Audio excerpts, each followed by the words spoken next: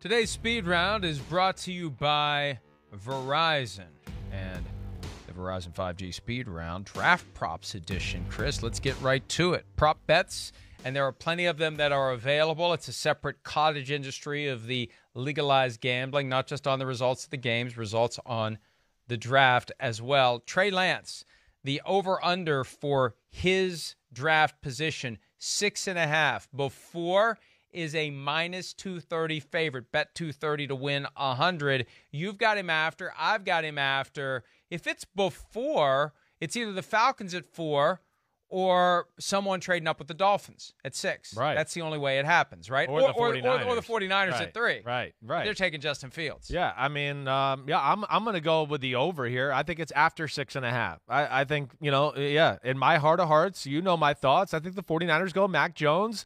I think the Falcons go Pitts. And I think Trey Lance becomes a hot commodity right there, after that Detroit pick, where, again, they're a team, would they think about taking him? I don't know. It's interesting there. But I think right after that is when it gets really interesting and he becomes a hot commodity. Justin Fields, the other quarterback that the 49ers are considering, along with Mac Jones and Trey Lance. His over-under is 7.5, and before 7.5 is the minus 140 favorite. Remember, at one point, he was the betting favorite to be the 49ers pick at number 3. So you've got slim chance, I think, of the 49ers at 3. Then where does the window open for him before pick 8? Well, where is it really? This is trade-up scenario, I think, if Fields goes before pick number 8, don't you? Well, the only thing is, like, the Lions at 7, right? I think there is some thought out there in the NFL world that, because Chris Spielman's there and him being a part of the organization, that he could be a part of this mix here, that Justin Fields could be the pick at 7. I think that's the only team I look at that I really think would take him in at least that those, before that 7.5 point there. Then, again, you get into the Panthers and the Broncos. I don't know. Again, the Broncos are an interesting conversation. Would they do that? That's a tough one. But I would say if you're going to make me bet here, I'm going with the over here. I'm going to say he's on the board still after pick 7. Well, and I think that's why that dividing line is 7.5, because the Lions, the Ohio State connections, Chris Spielman, Justin Fields, will that be enough? I'll tell you what, though, when I saw Micah Parsons, the Penn State linebacker, in the mock draft that was sent in to me at 7 to the Lions. Makes sense, right? The clouds parted, the right. sun emerged. It all makes sense. Kneecap biter, former linebacker, Spielman, Dan Campbell, very happy with Micah Parsons. Yeah. Penei Sewell, the over-under for him is 5.5, and after is now the favorite at minus 165. I think this Jamar Chase to the Bengals steam has nudged Sewell. I know we talked about him going 4 to the Falcons in the PFT mock, but the more popular choice for Sewell is 7 to the Lions. Yeah, I mean, the Bengals thing is definitely interesting, that conversation there at number 5. But, yeah, you get into that scenario, kind of like what you just talked about with the Lions. I mean, again, it's knee cap biting. It's tough. It's physical. Like, what would they do if Penei Sewell and a Micah Parsons were on the board there, right? I mean, both of those fit the mold. There's a true need for those both areas on that football team. But I think with Penei Sewell, yeah, I'm airing on right now that the Bengals are going Jamar Chase. They're going to go full-fledged, fire show and make it about Joe Burrow and the passing game, and that Penei Sewell stays on the board. So we'll see. I'm going after, though. Sewell told me yesterday that when he played Madden as a kid, he always played with the Detroit Lions. So he may end up being a Detroit Lion. Although why? He said, I don't. I mean, you have to know. dock him down around for that one. Why would you pick them of all the teams? Maybe because you want a challenge and you find the worst team you can. Right. When you beat the AI simulator. But, it was the Lions. And but he also said that his objective is to get drafted as high as he possibly can. And the highest for him would be the Falcons at number 4. He gets that. He knows that the first 3 teams are going quarterback. All right, Rashawn Slater, Northwestern tackle. Before, after 9.5. Before is a minus 130 favorite. I got him Cowboys at 10. Chris, do you think he makes it to 10 or beyond? I do. I think there's, a scenario, I guess, where you could look at him maybe going before that point, right? To where, all right, what if the Bengals do take Sewell, right, at 5? And then what if the Lions do want to still go O-line, like we talked about? Maybe that's where Rashawn Slater comes off the board. I think most people think he is going to be the second O-lineman off the board. I think realistically, though, I don't see the Broncos taking him at 9. So I would say that he's going to be on the board after there. And then you got into the Chargers or some of those teams decide to help out their team by drafting the big O-lineman from Northwestern. Couple of Alabama receivers, just like last year. It was Henry Ruggs and Jerry Jeudy. This year, it's Devontae Smith and Jalen Waddle. Who goes first between the two? PointsBet has Waddle as the -180 favorite to go before Devontae Smith. I've always thought Waddle would go first. The PFT mock draft has Smith 11 to the Giants and Waddle 12 to the Eagles, and there's a poetry to that. I like that. But if I was going to bet, I would say Waddle is likely to go before Smith. What do you think? I don't. I'm the other way around. I mean, listen, I don't think it's crazy to think both of these guys end up being picked, in the top 12.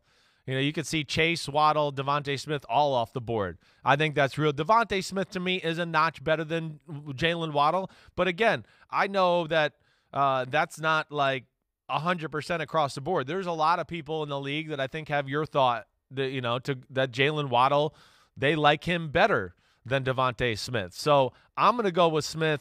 You're going with Waddle. And I have a hard time thinking that 2 of the 3 receivers are going to be gone in the top 10. I just come away with that more times than not, looking at it like, I don't know which ones it'll be, but 2 out of those 3 I think are definitely gone by the 10, and then that third one's going to be gone, I think, somewhere between 11 and 15 for sure. Either way, Alabama is looking at back-to-back years with 2 receivers taken in the first round. Before last year, that only ever happened 3 times. LSU, wow. Dwayne Bowe and Craig Davis, 2007. Ohio State, Ted Ginn and Anthony Gonzalez, also 2007. And then 2001, Miami, Santana Moss and Reggie Wayne, both in the first round. So it happened good 3 times in history before last year, Alabama, and it's going to happen again this year, Alabama. Because wherever they go, they're both going to be gone by the time the round's over. Yeah, and I'll add to, I think these guys are, head and shoulders better than the 2 receivers that came out last year in the first round. I think there's a clear gap between Devontae Smith and Waddle compared to Jeudy and Henry Ruggs. Those guys, there was some flaws in their game. There's not really flaws in either one of these games. The only flaw you could talk about with either one of them really is just, hey, Waddle had the injury last year, so what? All right, I don't think that's any big deal. And Devontae Smith, the weight thing. That's it. There's nothing on film at all to question. There was things to question about Ruggs and Jeudy. There's nothing physically about either one of these 2 receivers from Alabama that you can come away going, oh, I wonder about this. I'm not sure about that. They're pretty perfect. Micah Parsons, J.C. Horn. Parsons, the Penn State linebacker. Horn, the South Carolina corner. Who's drafted first between the 2 of them? Horn is a -155 favorite. What do you think of that one? I don't. I mean, Micah Parsons, is in to me, the small club of elite defenders in the draft. J.C. Horn is on the outside of that to me. But, again, linebackers that are 6'3", plus 240 pounds, and can run the way Micah Parsons does, and then he's got the physicality to bring along with, they don't grow on trees. That's really a special combination. So I think Micah Parsons will definitely be off the board in those first 12 picks for sure. And, the corner, I expect Surtain to be off the board before J.C. Horn. Yeah, I agree with you. I think Parsons goes before Horn. How about running backs? Drafted in round 1, the over-under is 1.5. Under is a -200 favorite. Peter King had Najee Harris, 24, to the Steelers, and Travis Etienne, number 30, to the Buffalo Bills. If I recall correctly, and there's a very good chance I don't, you had none, right? None. Did you have no running backs? Yeah. I've got one, I think I have Najee Harris 30 to the Bills in mind. And look, if the Steelers do take Harris at 24, I think the door opens for Etienne, number 30, to the Bills, but I'm inclined to say under 1.5. Yes, I am too, without a doubt. I mean, I'm really inclined, as you can tell, to say 0 to a degree. I mean, I am. Now, the Bills are, the Steelers and the Bills, those are the two teams you look at to go, would they do it? We know Pittsburgh's trying to change around their attitude of their football team and play a little bit of a different way on the offensive side of the ball. The Bills, they're just looking they need a presence at tailback. They haven't had it. Zach Moss didn't help out last year, I believe he was a 3rd-round pick. Devin Singletary's been solid, but not special.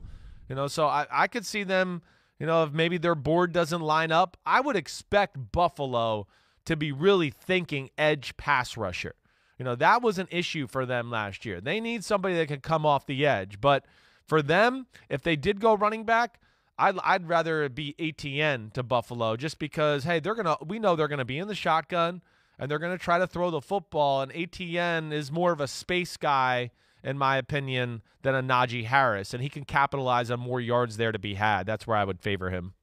Someone asked us yesterday on PFTPM when you would use a first-round pick on a running back, and my response is simple. If you think it's Earl Campbell, Adrian Peterson, Barry Sanders, Emmitt Smith, and you're willing to use him accordingly. Otherwise, address other needs and wait until round 2, 3, 4, 5, 6, 7, or undrafted to get your running. You're right. I mean, was Josh Jacobs worth the first? I wouldn't have taken.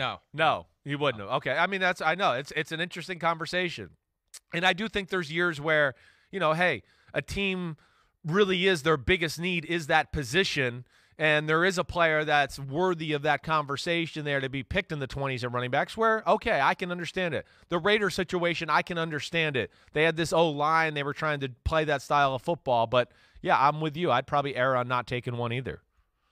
All right, let's go ahead and take a break. Memorable draft free falls. That is the subject of this Wednesday PFT Live draft. We'll do that next right here. We'll be right back. Pro Football Talk is brought to you by Verizon. Built right for business. Hi, I'm Mike Tirico, and thanks for watching. Make sure to hit subscribe for the latest news and highlights from NBC Sports.